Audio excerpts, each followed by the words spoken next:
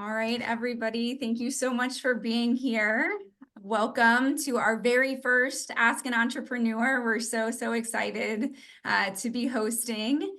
And we're just going to do a quick session overview. Next slide. Thank you. So we're going to just do a quick introduction to Forge. What is Forge? Then we're going to do our introductions to our entrepreneur guests. Then we will have the bulk of our session, which is the entrepreneurial panel Q&A, and then we'll just do a quick wrap up and stay in touch. So first things first, I'll introduce myself. So I'm Julie Barbier-Belarzik. I am the Venture Development Education Coordinator for Forge Student Venture Pathways. We also have several Forge staff members joining us here today. So first I'll introduce Emily, who is our Forge Venture Development Graduate Assistant, who's going to be helping with the slides today. We also have Barak. He's a Student Venture Pathways Assistant.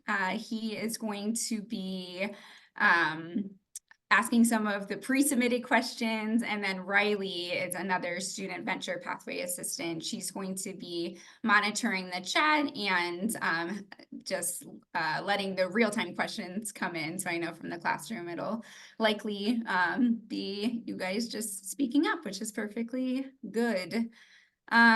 So just a little bit about Forge.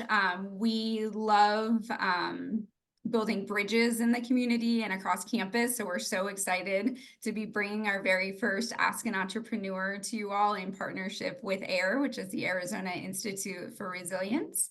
A little bit more about Forge. We support students in developing an entrepreneurial mindset and exploring venture creation through experiential learning programs, services, mentoring, and resources.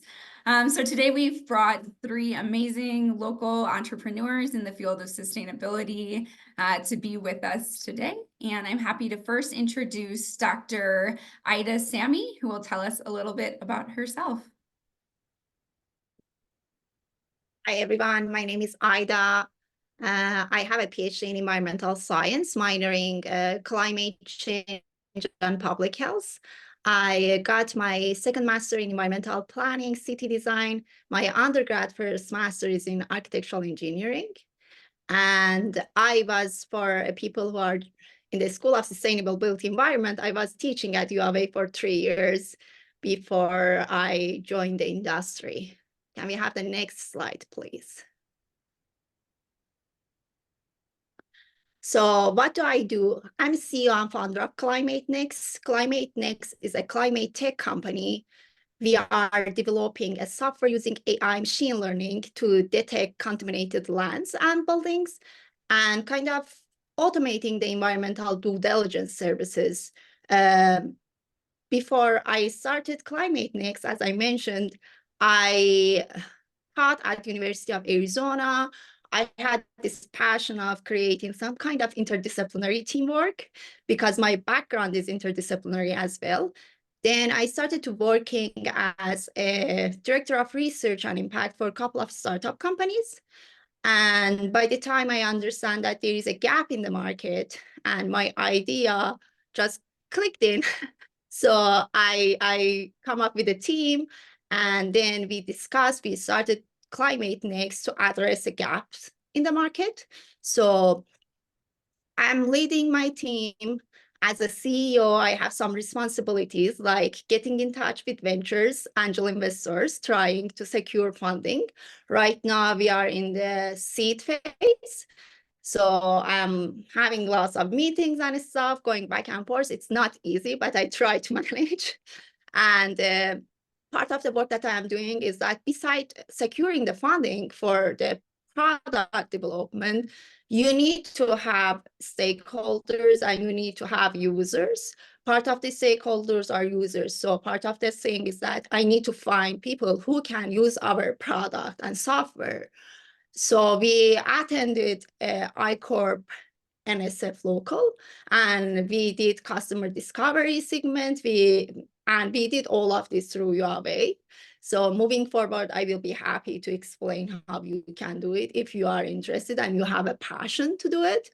And I try to keep things together because in a startup life, you don't have a chance and to like do the how should I say, to do the emergency management and emergency plan. It's like go go go, so you don't have a chance to fail.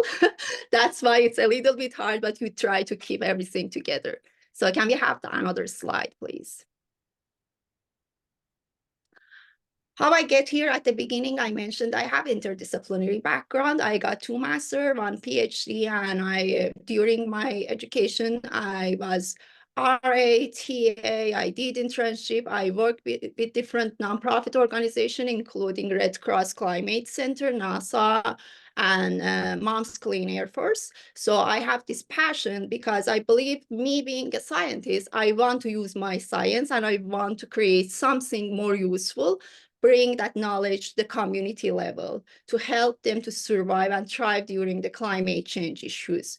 And I did all of this because I have that motivation and I want to see everyone can have a better life when they are challenging. In the case of the Tucson, it's extreme heat. And part of my expertise of how I get here, I work with City of Tucson. They use my research in the climate action plan of the Tucson for extreme heat. So resiliency and being resilient is part of the passion for me since day one.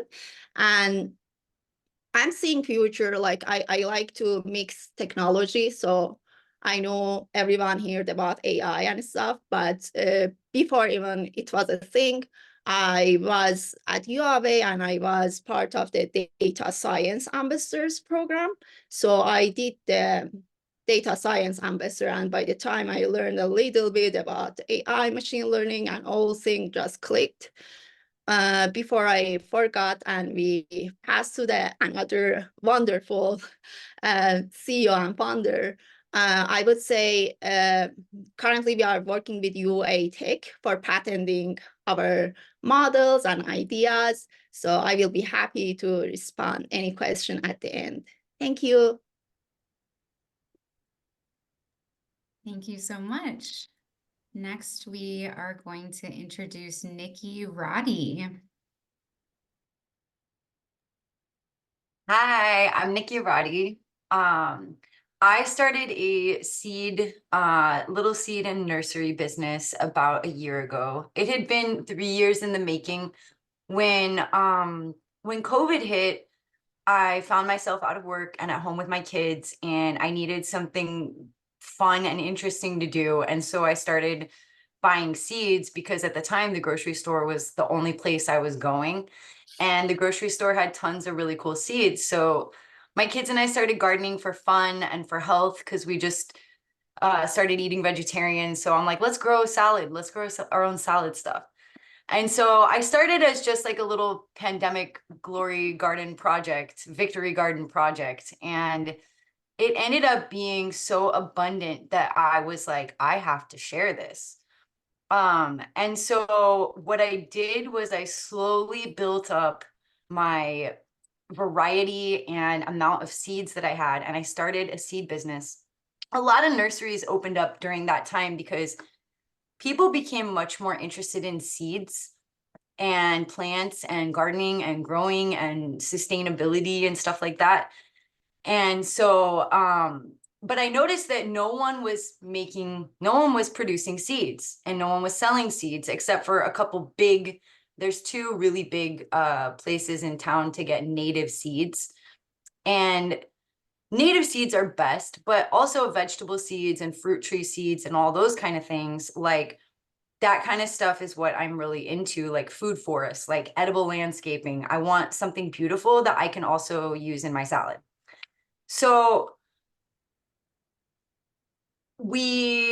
I got on the board of the Tucson Organic Gardeners, and I just started networking, and people really wanted my seeds. And I was like, I'm just going to do it. I'm just going to start a seed business and see how it goes.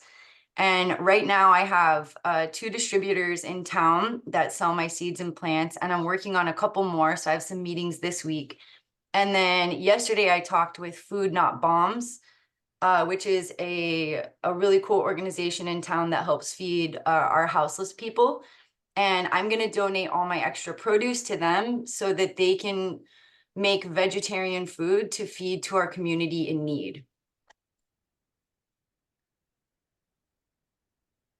I think we go to the next slide. Okay. Yeah. The other thing I really like doing, during all the time of like starting the business and growing plants and seeds, I really needed to learn a lot about it. I definitely took a ton of science classes in college and high school. I did biology and all that stuff, but growing is not intuitive. It's something that you have to learn, and it's something that a lot of us have lost just in our communities. So I really like teaching people how to grow. I like teaching people why it's good to grow, and I like inspiring people to just live a healthier lifestyle that's more sustainable and more in tune with the future that we want to have. I think you can go to the next slide. So I started out at Pima, and I really didn't know what I wanted to do. I kept flip-flopping in all of my majors and stuff, and the whole idea was to transfer to the U of A to get my science degree, but they didn't offer an associate's in biology. They only offered an associate's in chemistry and physics, and I'm not good at chemistry or physics. So I was not able to get that degree because I couldn't actually pass calculus, which is very embarrassing, but I'm a gardener, so I don't really need calculus. That's all right. So I got my Associates of Arts degree, and I skipped out on the Associates of Science. And I was going to transfer to the U of A, but instead I ended up quitting school and starting a photography business. And so that is why that's why I never ended up going to the U of A, which was my ultimate goal. But yeah, then I started meeting over the course of the pandemic. Everyone started sharing plants, and I started meeting tons of people who were working on growing food and working on sharing food and working on all sorts of programs to give food to people who need it. And through that, I was able to start my business because of all the contacts I had made. And it's just been it's only been 1 year that I've been in business officially, but it's been really amazing. People love native seeds. People love seeds that are grown locally because they're better adapted in our environment. Like Ida said, with our extreme heat, our extreme drought, you need seeds. Seeds remember, they have a memory, just like every other species. And when you grow them here, for season after season after season, they become adapted. So having a business that sells seeds here, that grows seeds here to grow here, I think is one of the coolest things. I didn't even know it was important, but it's really important. I've done a lot of volunteering at Native Seed Search. I've worked in their seed lab. I've got to use like all their big seed machines for processing all the stuff that I do by hand at home. And then Mission Gardens has a lot of really cool volunteer opportunities. Reed Park Zoo, Pima Association of Governments, and Watershed Management Group. So most of my success in my business has come from volunteering and being face to face with all of our community members. And that is really how I got to where I am, is the community of Tucson has lifted me up and helped me so much and been so supportive. And I'm really excited to see where this goes. Thank you, Nikki. And our third entrepreneur of the day is Andrew Arias. All right, can you all hear me? Yes. Hi, everyone. My name is Andrew Arias. I'm the co-founder and CEO of Nexoterra. For those of you who don't know what Nexoterra is, we're a business that basically focuses on repurposing plant waste coming from the agricultural industry. And the idea here is that we would manufacture more sustainable bio-based products from this waste. And to start, can we switch to the next slide? Oh, I'm so sorry. Well, my education first was I graduated back in 2020 with a degree in physiology. I initially wanted to go to medical school, so I spent about 5 years on that journey. And then life happened, and back in 2023, I decided that I would want to to work around sustainability, with something around sustainability. So I came back to study sustainable plant systems, and I got a degree in controlled environments with the College of Agriculture and Life Sciences. And then, so what I do now, I'm really at the moment embracing my entrepreneurial journey. So I decided to take a chance on Nexoterra, and I'm really striving to make this into a fully operational business. But at the same time, I think it's, as somebody who just graduated a couple months ago, my mentors always tell me you have to think of how you're going to feed yourself. So at the same time, I'm currently working on supporting myself as a manager slash bartender slash server at a restaurant in downtown Tucson called Penca. At the same time, with all the skills that I've learned over the years and with both of my degrees, they're come in handy. But so I'm also able to leverage those skills to make some extra money doing side hustles, mostly related to business management for other small businesses. With all this allows me to have a flexible schedule that aligns with my current goals. Next slide, please. And so how I got here, I think I'll take it a little back. So growing up, I witnessed my grandfather, my father, and my mother build their own businesses from the start. So early on in my college career, I knew that I wanted to, regardless of what I studied, I wanted to own my own business. And then fast forward 5 years, when I decided that I didn't want to attend medical school, and then I decided that, you know what, being a doctor is not really my calling. I was working in the public health sector at that time while I was working on my applications. And I realized that in the public health sector, there's bigger problems in the world that a lot of the times need to be solved at the root. And so at that time, there was a lot of talk about climate change. And so I really wanted to do something around that. And it just aligned really well with me wanting to do something beneficial for both people and the environment. And that's when I decided that I would go back to school and get a degree in something related to sustainability. And then at that time, going back to U of A and finding this new direction, I decided that I was going to build my own business. And so through networking, actually going to a party with people that I had no idea who they were, I showed up and I got the opportunity to meet a bunch of people who had been, that were within my degree, but also people who were related to other degrees. And through a conversation, somebody was nice enough to tell me about a program through the McGuire Center for Entrepreneurship, where basically you have the opportunity to come together with people that are like-minded and build your own business for a whole year, where you get the support to, you know, think about an idea and then build it from the ground up. And basically by the end of that school year, be able to pitch to investors. And so I got the opportunity to do that, and it really changed the whole course of my career, because I was definitely if you would ask me about a year and a half ago if I was going to do this, I probably was not going to say that I was going to be doing this.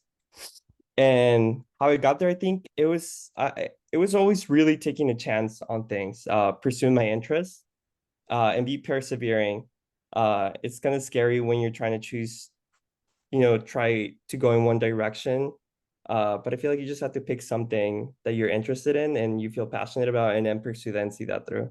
Also, I think networking has also really gotten me a lot of really cool opportunities throughout my college career, and definitely got me to this position of where I'm at. So talk to people, make friends. Thank you. Thank you so much, Andrew. All right, so now we are coming up on our question portion. So how we're going to do this is Barak has a few pre-submitted questions. So he's going to start us out with one of those, and then Riley is going to grab anything from the chat, and then Liverman Scholars in the classroom, you guys can just kind of call out yeah, we'll make sure that we can all hear, hopefully. So Barak, do you want to start us off? And Emily, do you want to get us to the next slide? Thank you. Okay. Hello, everyone. My name is Barak. And so the first question will be for Andrew, what kind of farmers are you targeting to sell your grow cubes, and how are you identifying or reaching out to them? Yeah, hi, that's a really good question. And just so everybody knows how things can change really quickly. My company is currently undergoing sort of getting a new direction, and so we're a lot of this throughout this time we've been thinking about what's going to be the most impactful way to repurpose this waste and what is it the product that we're going to turn it into. So currently we're moving away from grow cubes, but on that same question, the way the we were targeting was we were targeting hemp and cannabis growers for their waste, because a lot of those plants are only utilized for a very small portion of the plant, which is the flower or the seed, and not really the fiber. And so there's the problem here is that you have a huge plant that is just left and to be thrown away. So that's what we were trying to repurpose. And the farmers that we were targeting to sell these grow cubes were the same people that would give us the grow cubes and materials, which would be mainly the cannabis growers, because a lot of those people grow plants in hydroponic systems, so where you grow plants without water. And so plants, instead of soil, needed some sort of grow media that's sometimes inert, or in this case it would be an organic media, where the seed can be put in and grow its roots, and then it would get its nutrition via the water and the nutrients in there. And then what was the last part of the question? How am I targeting? How do you reach out to them? How do you reach So out to them? yes. So the way that we were trying to reach out to them is basically through direct contact. I was attending industry events up in the Scottsdale, Phoenix area, where these places would gather. I would also try to contact them directly through emails that I would find, or by getting in touch with other people that would be related either to the hemp and cannabis business, and saying, hey, can I get in contact with your grower, the main grower for the specific business, and basically telling them about what we're doing. Thank you for that. For Dr. Sami, how do you differentiate your product and appeal to customers in the crowded market of AI-powered software? Wonderful question, because I'm getting this question from investors as well. So currently there isn't any product in the market that's offering the property level risk assessment. So the thing that's making the huge difference in our product is that we are detecting the risk for current and future on a property level. And we have a big customer segment, but our first customer segment is insurance companies, home owner insurance companies. That's how we are differentiating our whole software from others. Also, we have, as I mentioned, we have interdisciplinary team. We are a team of from social scientists, environmental scientists, programmer, AI experts, and we try to do the brainstorming, and we define the risk using different sets of data. So that's the big difference, because we are considering everything from social aspects to climate aspects in our scoring risks. Okay, thank you for that. And then for Miss Nisi, I hope I'm pronouncing that right. How do you navigate any barriers to entry? For my business, I don't know. I don't think I definitely didn't face any barriers. So for the business that I started, it was a very large investment. But at the time, I didn't think I was investing in a business. I thought I was investing in my home. So we put in rainwater harvesting, which was, $2,500. We put in irrigation, which was another $1,000. And then I have to buy all my materials, all of my soil and compost and perlite and cocoa coir and everything that I use for my growing medium. So that would be a huge barrier. The money, the initial startup money to start the business, but I did start really small. And the first thing I did was go out and collect free seeds, free native seeds. Like I just went out, I started my seed business with seeds I collected and germ tested.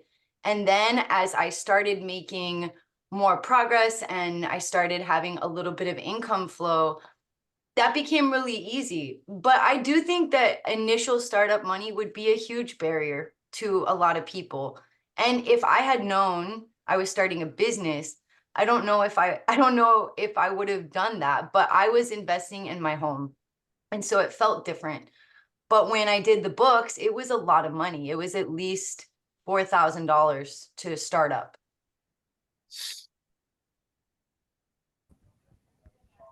Okay, thank you. I'll pass this over to Riley. All right. My first question is, where's Ida from? She and Andrew are an inspiration for immigrants. Okay, I'm actually I'm half Iranian, half Turkish. I consider myself. I moved to the United States 11 years ago. I came here, started the journey as a grad student at the University of Georgia. I started with PhD program. Then luckily I find out that if I get my PhD in urban planning, since I have a foreign degree, I can't get the licensing. So I switched to the second master, got 3 years master program in UGA, Environmental Planning City Design. After finished, I came to the UAV, got the scholarship and full RA thing, did my PhD stuff. But I feel like being an immigrant, it's not a bad thing as a startup owner because you already face lots of challenges for your immigration, from getting visa to admission, doing English exams, all of the things. But sometimes it's hard because like, you know, there are like challenges as well, but I see challenges as opportunities. And this is the big thing, even for if you go to our website, you will see that we see challenges as a opportunity to turn them to something more resilient. So I learned the journey to be more resilient facing challenges. Thank you so much for that response. For the Andrew, Liverman did you want to Scholar- go? Did you want to say something, Andrew? Oh, yeah, of course. Yeah, thank you. I really like your answer. So I grew up in Mexico for about, I'm 26 years old, so about half of my life I spent living in Mexico, and I came here to start high school in Nogales, Arizona. So just like about an hour from here. And then I very much resonated with Ida's answer. I feel like a lot of the struggles that I faced when I first came here, you know, leaving a lot of my life, my friends, having to learn a new language, and yeah, you know, navigating this different type of social culture as well, and all the challenges that it came after getting up to college, my parents not knowing really what to do. And I think it's made me more perseverance and resilient, and also it's giving me, I believe, like the strength to be able to pursue something that I haven't done before and take a chance on it. Thank you so much for that response. For the Liverman Scholars, do y'all have any questions for the entrepreneurs? Yeah, Greta. I have a question for any or all of you. But how do you market your companies to potential clients that aren't already like sustainably focused or like have a concern for sustainability in general? I can go first, since this is the whole idea, because I will give you a like quick story. When I was a director of research, I was working in a company. We were working on different projects regarding the developments. So I was talking with the developer and he got angry saying me it was a development project for low-income housing in Houston, Texas. He got angry telling me like, I'm asking for more units and you are giving me more sustainability, expensive stuff. And by the time my boss walked in and she was like, oh, what's happening? He's our client for a long time. And I was like, just give me 5 minutes. So if I couldn't convince him, that's okay. I will even leave the project to someone else so they can lead the project. So I sat down, I started to talking in dollar values. That's the way that you are communicating the sustainability and climate resiliency with people who don't care about it, or they don't focus, or they don't believe in it, because everyone cares about dollar values. So I walk him through all of the tax credits that he can get, all of the carbon credits. I even talk about the social awards that he can get and be nominated as a company of being more sustainable or net zero stuff. So by end of like 5 minutes, he was like, oh, that's cool.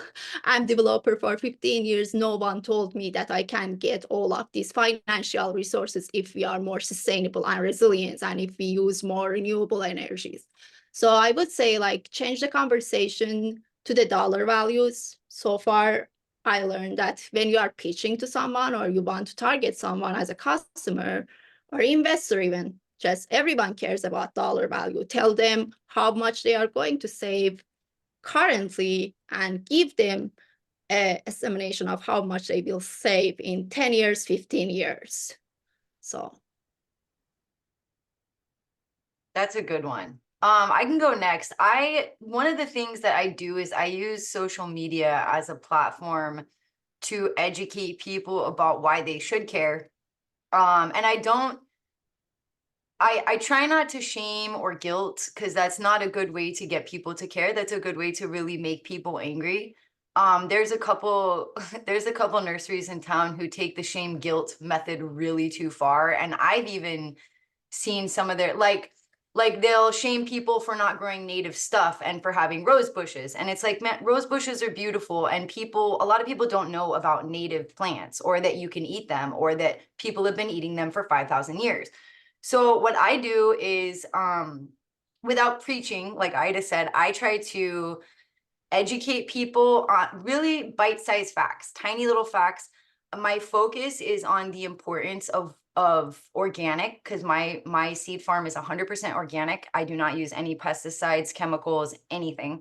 And so I want to teach people how important it is to not throw chemicals around haphazardly in your garden or anywhere, because everything ends up in the watershed. And the other focus I have is how important bugs are. Not just the cute ones like the bees and the butterflies, which everybody loves. I'm talking about all the bugs. Bugs are incredibly important for our ecosystem. They are number one in the food chain, and people kill them all the time. Not just like with tons of poison that's also bad up the food chain. So bugs and poison, and that's like really something that I focus on. And I really just try to give people cute little tidbits of information that'll kind of stick with them, using photos and videos. And I always try to put some kind of funky music, just to keep people interested, because there are a lot of people who don't feel like they do have an impact on the world. And I think that we all do. So that's a message I try to come across in my social media. Awesome. Thank you. I'll go next. I think in at least for in my case, how we market to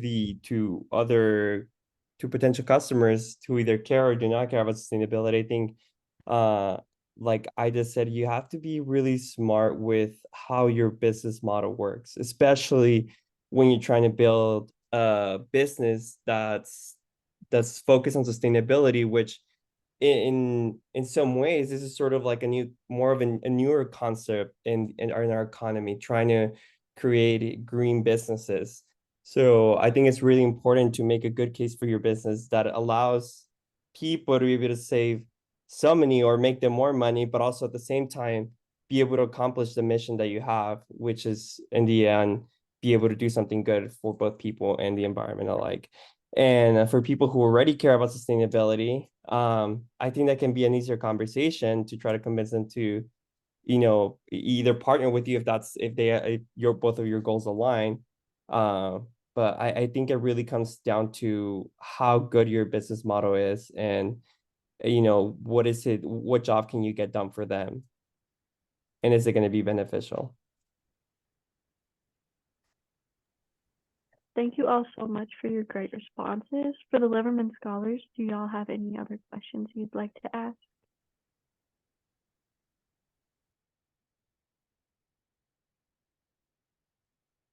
They got their thinking faces on.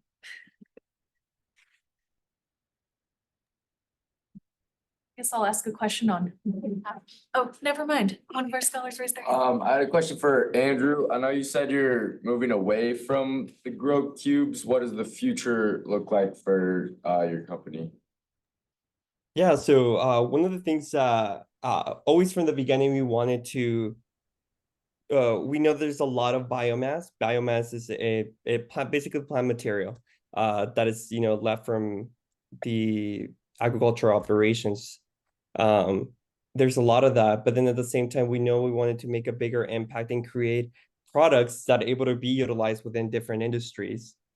And so for the last few months, me and my team have been working to find out what are those products in the market that are like up and coming and are of interest and are going to be able to be useful for different purposes. So right now we're really interested in biochar, which is really big in the soil sciences, to able to increase soil health with many different aspects. Some soils need more water holding capacity. Biochar can be great for that, or to lower the pH of a soil in soils that have become very acidic and plants can grow in there. But at the same time, it has other applications such as water filter. It can be used for water filtration system. There's semiconductor materials as well. So that's the direction that we want to head. Is we want to be able to create products that are going to have a bigger impact than per se a grow cube, and are going to be able to utilize to a broader range of clients. And at the same time, I don't know how familiar you are with Nexoterra, but the idea has always been that we also decentralize waste processing. Instead of having to pick up material, take it to a designated facility, and then repurpose it there. The idea is that we go directly to the farmers and process the waste at their site. Thank you. You're welcome.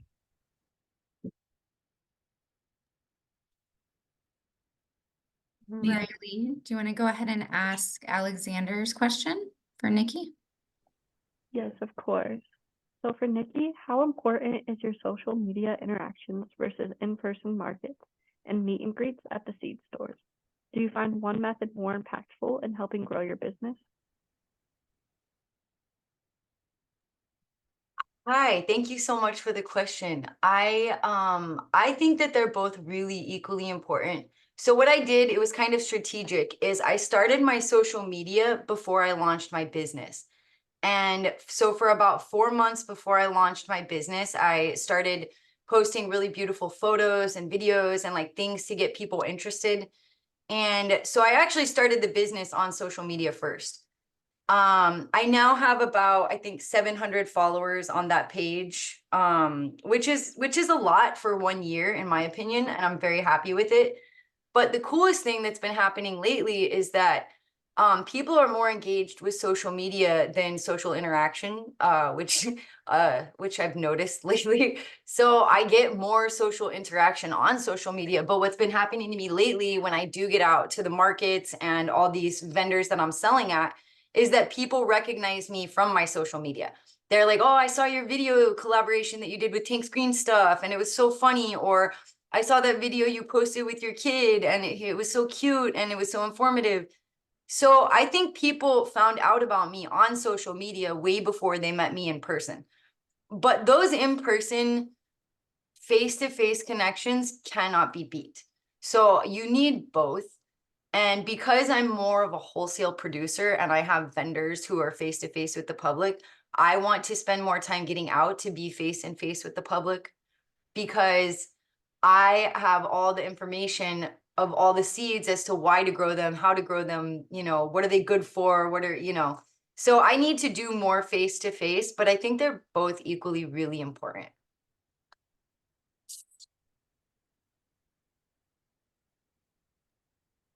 Thanks, Nikki.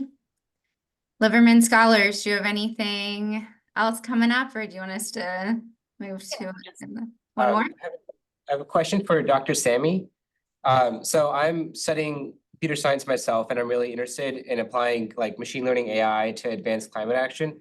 And I know there's like a million different ways to work in that intersection. So I'm really curious how you landed upon like the specific intersection that you decided to make a startup in.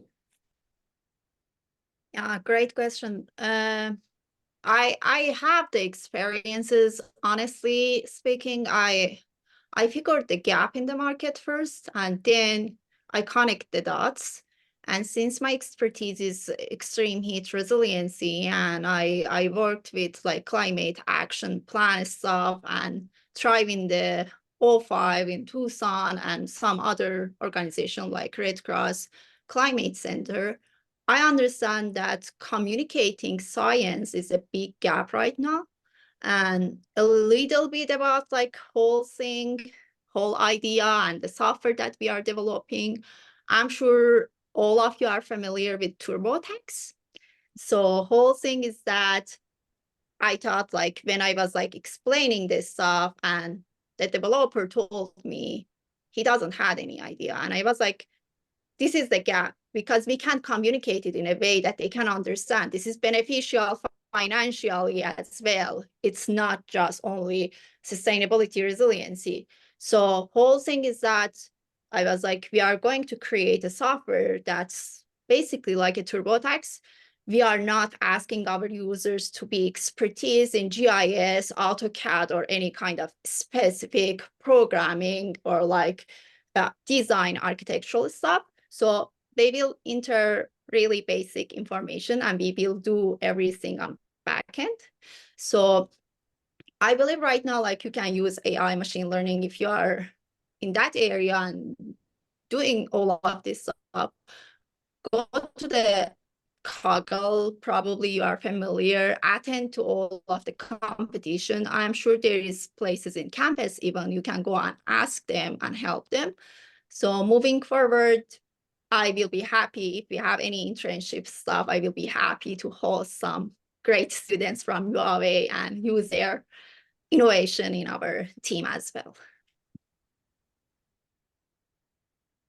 Wow, I can't believe we literally only have 2 minutes left. I am just going to ask one last question and putting it here in the chat. It was from Kelly. And for all of our entrepreneurs, if someone's considering stepping into an entrepreneur role and launching an idea, what is one piece of advice you would give them? Quick round here, and then we'll wrap up.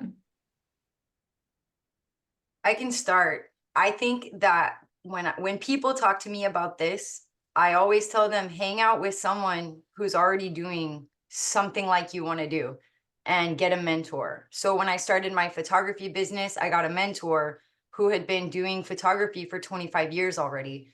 And when I started the seed business, I worked with all of these organizations to find people within the organizations that knew way more than me and could help teach me what they do before I actually do it.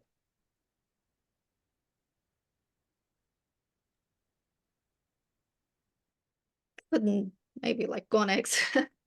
I would say like, as Nikki mentioned, like it's good to have a mentor.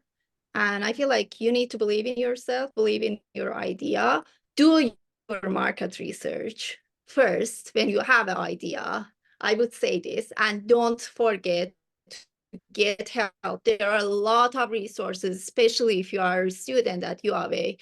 Get help, ask people. even reach out to us, reach out to the people who already did this. They have some expertise, they have experiences, they will help you, they will give you the hand to help you to go forward. And it's not a 1 day, 2 day thing. I would say like a startup life is tough. Sometimes you have a high, sometimes you have really low moments. You need to believe in your idea so you can have the passion to move forward and get help whenever.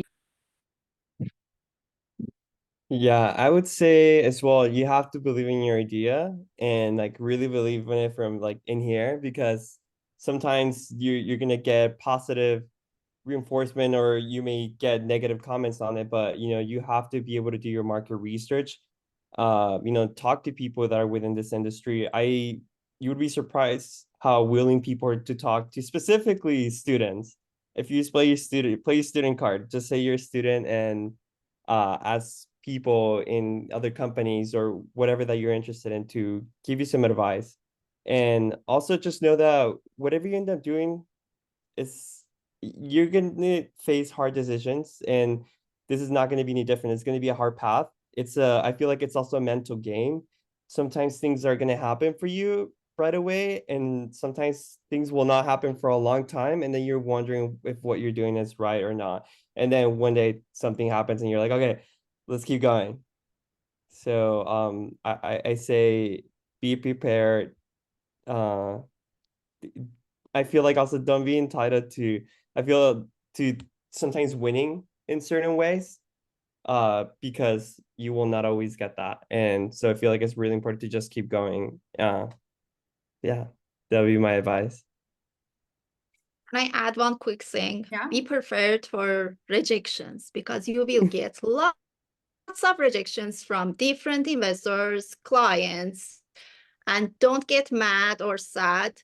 Try to think positive. Everyone has something that you can learn. If you get the rejection, keep in mind what you did learn from that person, so you will not do that in your next presentation or pitch. Thank you so much. Thank you to our wonderful entrepreneurs who joined us today. Thank you for all of the guests who have joined us to view today. I hope everyone's feeling inspired by your innovation and that you can stay in touch with these entrepreneurs. I'm going to go ahead and in the chat put some LinkedIns for our entrepreneurs. The last slide also had email addresses for them. But lastly, if you could scan the QR code here, we would really appreciate you filling out a 3-question program evaluation. We were always wanting to grow and improve. You can also scan the code at the bottom or visit forge.arizona.edu to find out more about what we do, get involved in other programs. We're also hiring for student positions right now. So just scan that QR code at the bottom. It takes you to our link tree. You can also sign up for our newsletter through that link tree. So thank you again. And if we didn't get to your questions, feel free to email or chat them on LinkedIn. Thanks, y'all. Thank you so much. Thank you, Julie. Very nice to meet the both of you, Ida and Nikki.